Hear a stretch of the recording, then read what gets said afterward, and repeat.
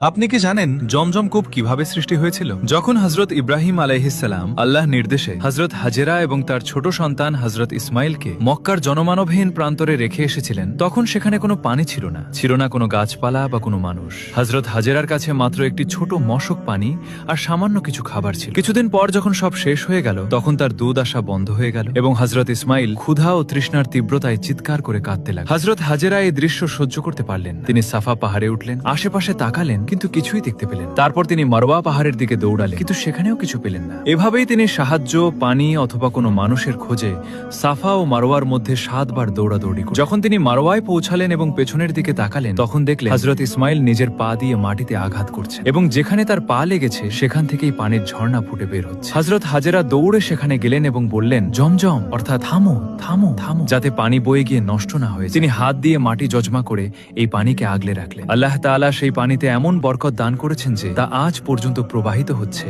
এবং কখনো শেষ হয়। রাসূলুল্লাহ সাল্লাল্লাহু আলাইহি ওয়াসাল্লাম বলেছেন, জমজমের পানি যে নিয়তে পান করা হয়, আল্লাহ সেই নিয়ত পূরণ করে। আজও যে ব্যক্তি সত্য নিয়তে জমজমের পানি পান করে, আল্লাহ তার প্রতিটি দোয়া কবুল করে। শুধু মনে রাখবেন, যখন আপনি আল্লাহর উপর ঠিক সেই অটল বিশ্বাস রাখবেন যেভাবে হযরত হাজেরা রেখেছিল, তখন জমজম শুধু মক্কায় নয় বরং আপনার জীবনেও ফুটে উঠবে।